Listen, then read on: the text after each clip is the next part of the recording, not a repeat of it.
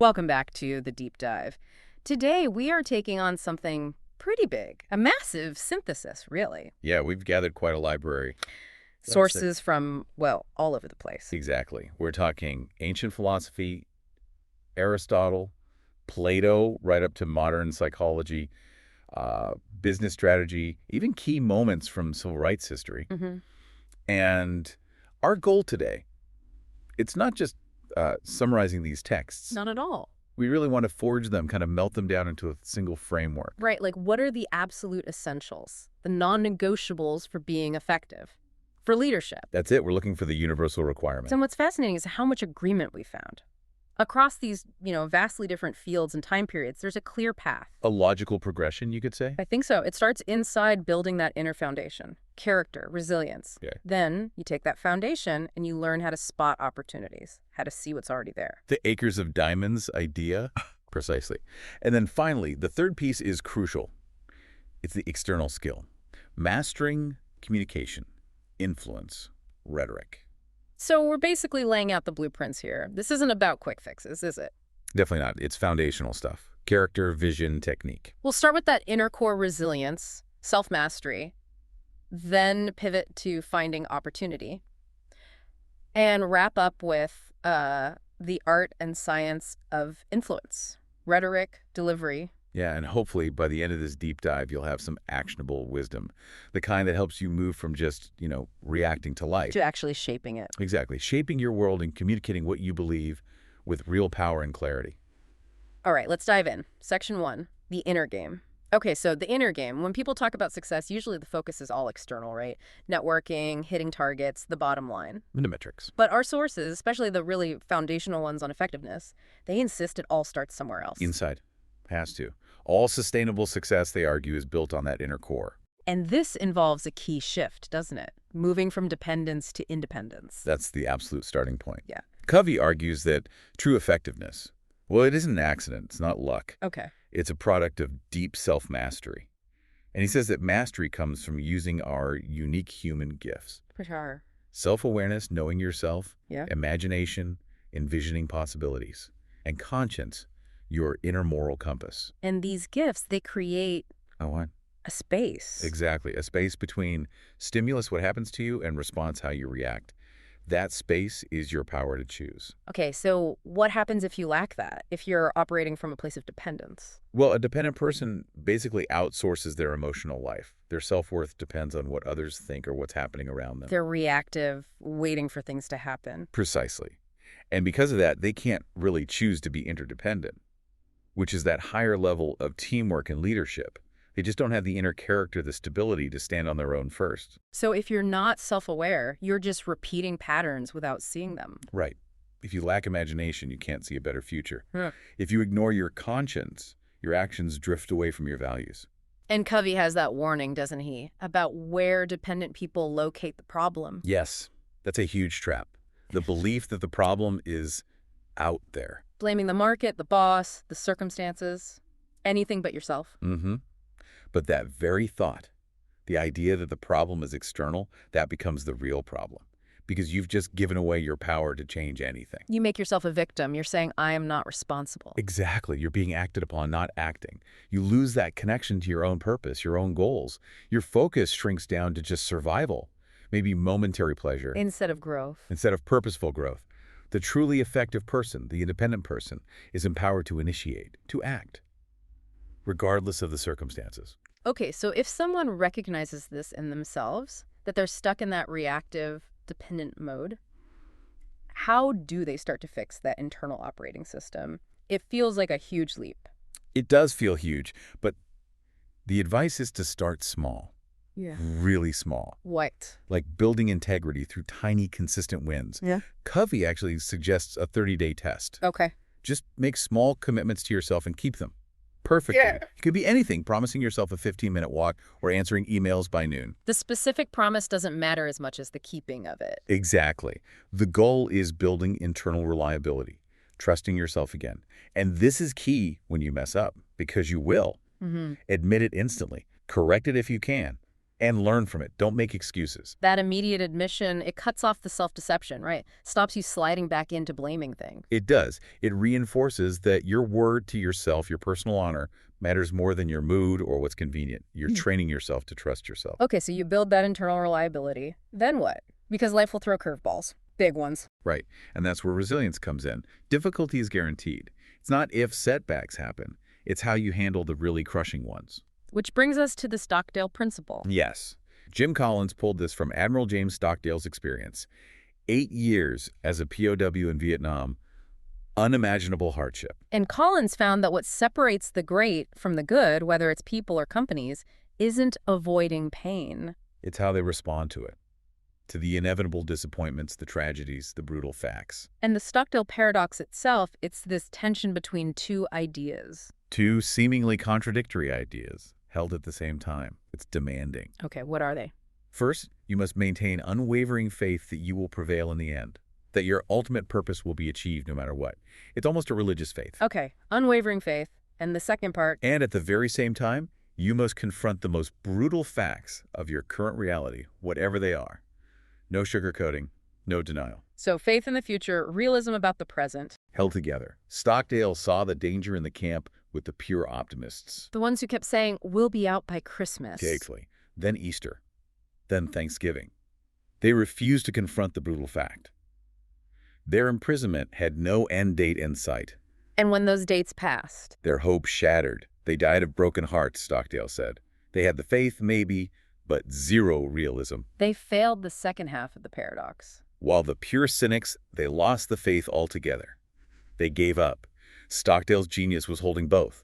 I will prevail, and my current situation is horrific and demands everything I've got right now. That tension, that's the engine. That's the engine of creative resilience. It forces you to adapt and endure without losing hope. And we see this pattern in history, don't we? Adversity actually forging the tools needed for greatness. Lincoln comes to mind. Absolutely. The sources highlight him. His own immense suffering, depression, loss, the Civil War's weight didn't break him. It actually created his capacity for compassion, for patience, for endurance. Qualities essential for leading a nation through crisis. Right. His personal trials became his unique advantage in a way, the foundation he stood on. Great individuals don't just survive negative situations, they somehow use them, turn them into a new foothold. So it's not just getting through it, it's reframing it, seeing crisis as opportunity. Yes, but doing that requires a really healthy, stable inner state to begin with. Which is tough because modern life has this other enemy working against that stability. Which is? Shame. Brené Brown's work. Yeah. Shame is this huge inhibitor. How does it block the kind of proactivity and resilience we're talking about? Well, shame's core message is I'm not worthy of connection. It breeds this intense fear of exposure, of vulnerability. And to avoid that pain, we build walls. Exactly, we build armor. But that armor crushes our tolerance for vulnerability, for showing up and being seen, flaws and all. And when vulnerability dies? So does trust, so does engagement, so does creativity and innovation. It kills the very things needed for growth, personally and professionally. She has that great analogy, shame works like hidden termites. Yeah, you don't see the damage at first. It's eating away inside the walls, undermining the whole structure, your self-worth, your trust in others. Until one day, things just crumble. And if you're spending all your energy fighting that fear of exposure, there's nothing left for actually doing anything constructive. Precisely. Which connects beautifully to Csikszentmihalyi's research on flow or optimal experience. Right, that state of being completely absorbed in an activity. He argues that genuine happiness comes from gaining control over your inner life, your subjective experience. And he noticed certain people, artists, saints, heroes, seem naturally drawn to activities for their own sake. Intrinsic goals, things you do because you love the doing, not for the external reward. Exactly. You lose yourself in it. Which sounds like a perfect antidote to that self-conscious fear driven by shame, doesn't it? It does. But then Csikszentmihalyi adds a twist. Excessive self-centeredness prevents flow. How does that work? We need self-awareness, like Covey said, but not self-centeredness. That feels like a fine line. It's a crucial distinction. Think of it this way. Excessive self-centeredness makes your psychic energy rigid. You're constantly protecting yourself, comparing yourself, focused only on maintaining your current status or meeting external goals. Goals often based on what others think. Right. All your energy goes into that, into fulfilling those often shallow goals instead of exploring, learning, tackling new complex challenges just for the sake of growth. So the self can't grow, can't become more complex because it's too busy defending its current, maybe fragile version. Got it. The independent self we talked about earlier, the proactive one, guided by conscience, that self is actually flexible. It's strong enough to let go of the outcome, to get lost in the process without constantly worrying, how am I doing? What will they think? So if you haven't built that basic integrity, that reliability from keeping small promises, like Covey suggested, You become brittle. Your energy is rigid, defensive, trying to hide that fragility, like Brown described. and you can't enter flow, the fear of failing is louder than the joy of creating. Nailed it. Hmm. So the path to influencing the outer world really does start with that inner courage. The courage to be reliable, to face facts, and to be vulnerable enough to learn and grow. Okay, so we've built the inner foundation. We have that character, that resilience. Now, how do we turn that outward? The next big shift seems to be about where we look for opportunity. Yeah, this is huge. Do you chase rainbows somewhere else, or do you look down at your own feet? Russell Conwell's famous lecture, Acres of Diamonds, is the classic text here. Such a powerful story. It really hammers home this idea. It does. His main story is about Ali Hafed, an ancient Persian farmer, pretty well off already. Comfortable, secure. Totally.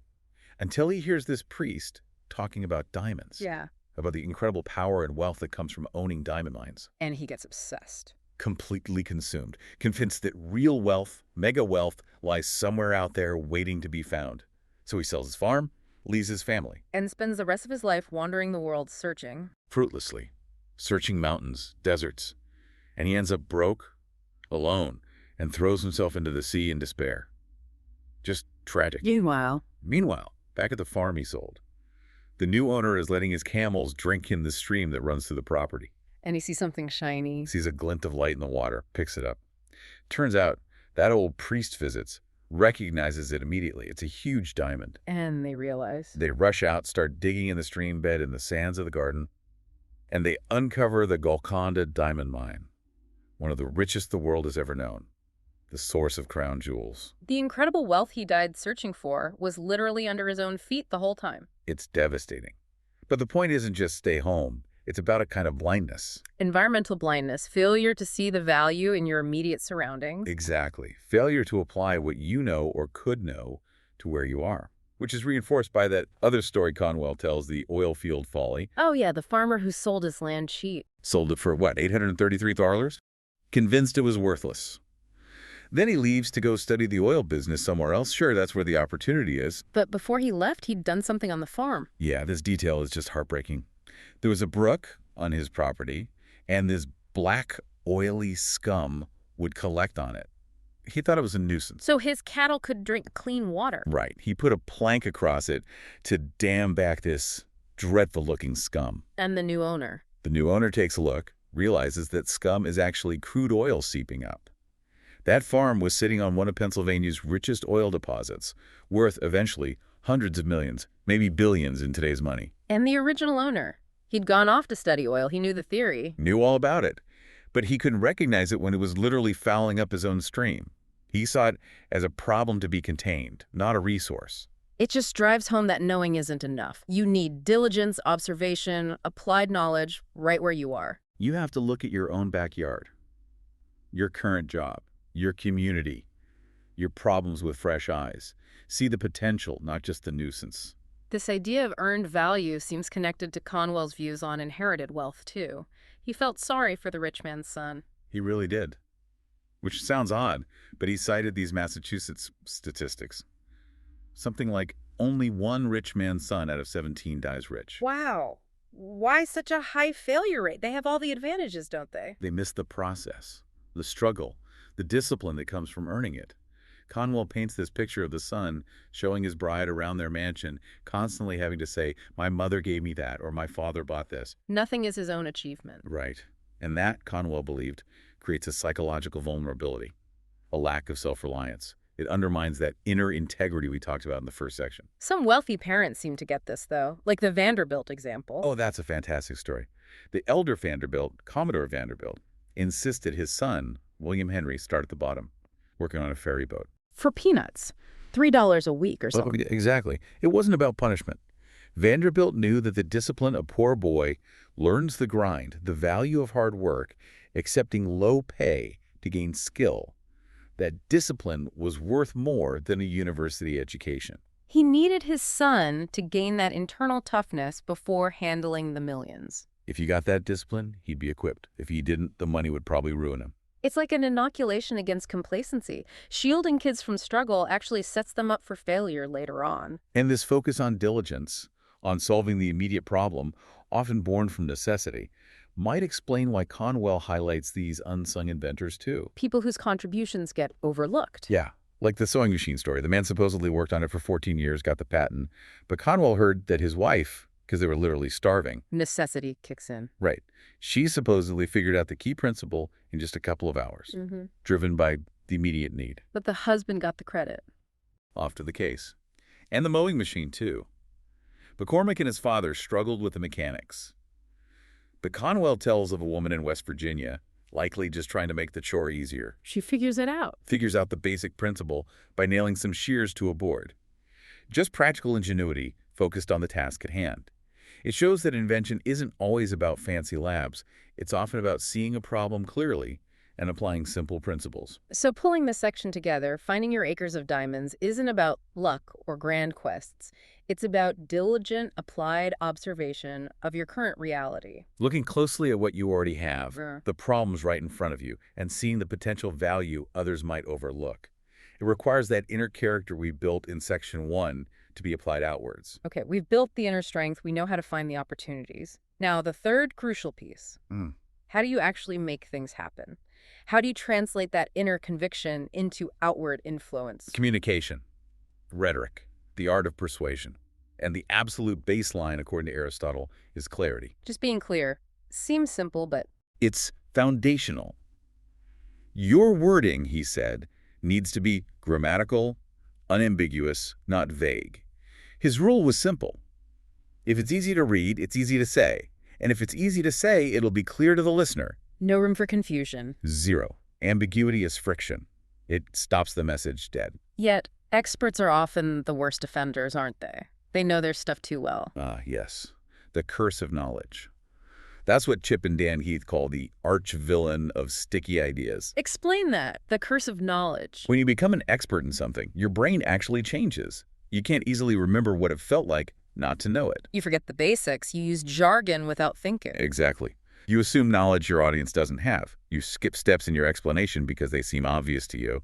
It's like trying to give directions when you know all the shortcuts, but the other person doesn't even know the main roads. So your expertise becomes a barrier to communicating effectively. How do we overcome that curse? Concreteness, specificity, examples. Aristotle called this paradigma. Yeah, using specific details, analogies, concrete illustrations, real or fictional, to make your point. Think case studies, vivid metaphors, relatable stories. Things people can actually picture. Precisely. Our brains file information using specifics. The more concrete details you provide, names, places, actions, the easier it is for the listener's brain to grab onto it, file it away, and remember it later. Abstract ideas just float away. Concrete ideas stick. They lodge themselves. That's what makes them persuasive. Now, speaking of persuasion, we have to acknowledge the sheer power rhetoric can have. Plato's dialogue, Gorgias, really grapples with this. Oh, absolutely. Gorgias, the sophist teacher in the dialogue, makes these incredible claims. He boasts that oratory is practically supernatural. Supernatural, like what? Like he could persuade a sick person to take medicine when doctors failed. Or he could win an election against any expert just through the power of speech. He basically claimed rhetoric ruled over almost everything. That sounds like raw power, almost manipulative power. Just technique without morality. And that's exactly what Socrates pushes back against, hard. Socrates brings in the ethics. Right. He argues that true power isn't just doing whatever you want, especially if it lacks wisdom. Using persuasive skills just for selfish gain or short-term advantage. That's not real power. It's flattery. It's pandering. So, for Socrates, the good order has a higher purpose. Absolutely. An ethical purpose. To actually improve the listeners, to bring about justice and moderation and every other virtue in people's souls, and to root out injustice and vice. So, rhetoric isn't just a tool. It carries a heavy responsibility. It elevates it from mere technique. And even the structure of your argument matters, ethically and practically. Quintilian, the Roman educator, had great advice on this. How you arrange your points. Yeah. Can't be random. Structure serves the case. For instance, if your individual points are a bit weak, Group them together. exactly, concentrate them for a sudden charge in mass, as he put it. They gain force from sheer volume. Overwhelm the opposition. Okay, what if the case is complex? Lots of details. Then you have to break it down. Subdivide your points and attach the proof immediately to each section. Don't make the listener wait too long to see the connection. Otherwise, they tune out or decide it's irrelevant before you get there. Precisely. Structure manages attention. It's psychological. But even with perfect clarity, ethics, and structure, Quintilian says there's something even more powerful. Yes. The supreme element. Mm-hmm. The thing that truly moves audiences from just understanding to actually feeling and acting. Which is? Delivery. Actio in Latin. Actio. Voice, gesture, expression. The whole performance. Quintilian said it has an extraordinarily powerful effect on emotions. It's almost theatrical. This reminds me of the Demosthenes story. The greatest Greek orator. When asked what's the most important thing in oratory, he said. Delivery. And the second most important. And the third. Delivery. He knew. A brilliant speech delivered poorly just dies. Quintilian uses the example of actors. They perform scenes that are totally fake, right? Fiction. Yet they can make audiences weep or rage through how they deliver the lines. Through voice and gesture. So if actors can do that with fiction, imagine the power when the audience believes the speaker is telling the truth and delivering it with real passion. It bypasses the analytical brain, doesn't it? Hits you right in the gut. It does. The rhythm, the tone, the passion, it connects emotionally, immediately, which sets up a really interesting dilemma. If delivery is that powerful, how do we guard against manipulation? And Quintilian connects this right back to our first section, doesn't he? Back to character. He does. He argues that even if a hypothetical good man had to argue something false for the sake of argument, his words would still carry more weight than a bad man saying the same thing. Why? What's the difference? Because the audience senses the underlying character. The bad man, Quintilian suggests, is always at risk of the mask slipping. Under pressure, they might reveal their phoniness, their lack of real conviction. Impudent or shameless, he says. And that perceived lack of character undermines even the most technically brilliant delivery. Exactly. Authentic conviction, rooted in that inner integrity, is the fuel for truly powerful, persuasive delivery. Without it, it's just technique. Okay, so we have the inner character, the ability to see opportunity, and the communication skills. Now, let's look at how this all comes together under pressure, the actual practice of courage in the real world. So Journer Truth provides an incredible example. Her appearance at that women's rights convention. It's just a masterclass in presence. She walks onto that stage embodying everything that was feared or hated at the time, being black, being a woman. The two most hated elements, as the account says. Yet, how does she stand? Calm and dignified. She refuses to let the hostility of the environment dictate her state. Her very being was the argument. She didn't need fancy rhetoric at that moment. Her dignity spoke volumes. It was an act of self-creation, asserting universal equality just by standing there undisputed. And that led to her incredibly powerful statement about representation. Yes. That when she, the black woman, enters in the quiet, undisputed dignity of my womanhood, then and there the whole Negro race enters with me. Wow. That's profound. She wasn't just speaking for herself. She was proactively creating a space.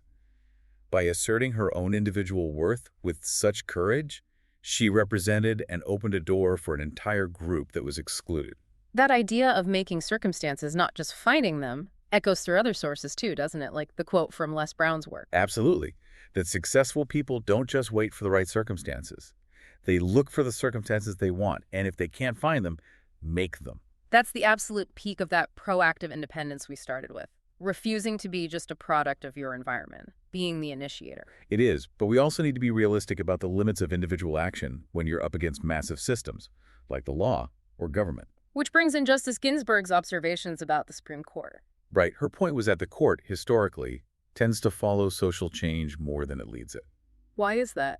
Because unlike the president or Congress, the court doesn't have an army or police force. It has no swords, as she put it.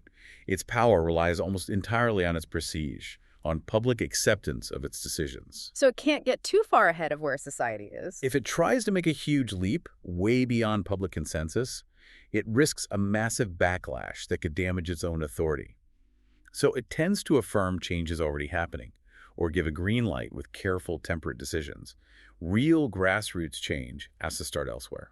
So you need both kinds of actors. The Sojourner Truths making the new reality on the ground, and maybe the Ginsburgs eventually ratifying it institutionally. Exactly. Different roles, different timescales, which leads us to that difficult, often thankless role of the extremist, as Malcolm X reflected on it. He had that really sharp insight about moderates benefiting from the actions of extremists. Yeah, he said something like, moderate Negroes who are getting somewhere need to always remember that it was us extremists who made it possible. That's a tough truth. But it acknowledges the political reality, doesn't it? It absolutely does. The people who take the radical stands, who risk being hated, who push the absolute boundaries, they create the pressure, they shift the whole conversation. Their radicalism makes the moderates seem reasonable in comparison. Precisely. It creates the space for the moderates to then step in and achieve progress that wouldn't have been possible otherwise. The extremists carve out the territory, often at great personal cost. He even saw echoes of this dynamic within his own family, didn't he, with his sister Ella? Yeah, he described her as having incredible drive and guts, but feeling held back because she was a woman in that era. And she admired his rebellion, his willingness to break the rules. Because he was doing what she felt she couldn't. Perhaps. It shows how admiring courage in others can be linked to our own felt constraints. Recognizing someone else fighting for the freedom or latitude you wish you had. It highlights the paradox, doesn't it? Creating a more just, moderate society often requires individuals willing to be seen as unreasonable, even dangerous, to push things forward. #tag outro. Wow. Okay, that was quite a journey through these sources. We've covered a lot of ground. We really have, from the inside out. Yeah, starting with that absolute necessity of inner discipline. Building self-mastery through small wins, facing reality with that Stockdale paradox mindset. Then turning outward, learning to see the acres of diamonds right in front of us, not getting lost chasing distant illusions, applying diligence to our immediate world. And finally, mastering the art of influence, understanding clarity, structure, the ethics of persuasion that Socrates demanded. And the undeniable power of delivery, of actio. It all seems to circle back to character in the end, doesn't it? Like Ziegler said, what you get by reaching your goals is less important than what you become. That's the ultimate payoff, isn't it? Yeah. The character forged through the entire process. That's the real result. So every choice we make, whether to keep a small promise, whether to blame circumstances, whether to speak clearly or obscurely, it's either reinforcing that inner structure, Or it's letting those termites of shame and dependency kind of chip away at it. which brings us right back to that moment of communication, that delivery, the actio. We talked about how powerful it is emotionally. Hugely powerful. And it connects to how our brains work. Psychologists talk about System 1 and System 2 thinking. System 1 being the fast, intuitive, emotional response. Exactly. And System 2 is the slower, analytical, logical processing. So the emotional impact of delivery, the passion, the tone hits us via System 1, way before System 2 has time to fact-check or analyze the logic. That's the power and the danger. It bypasses our rational guards initially. Which leads us to a final thought, a question for you, the listener. Okay, let's hear it. Quintilian insisted that the truly convincing orator must be a good person. The character shines through. But we also know technique can be faked. Sophisticated delivery can mask bad intentions and manipulate that fast System 1 response. So the question is, Given how susceptible we are to that immediate emotional impact, and how skillful some people can be at pure technique, how do we, as individuals or as a society, effectively tell the difference? How do you distinguish between influence rooted in genuine wisdom and ethical character? an influence that's just really, really sophisticated pandering, designed to trigger compliance before we've had time to think. Where do you draw that line for yourself? Between authentic conviction and calculated control, something to think about.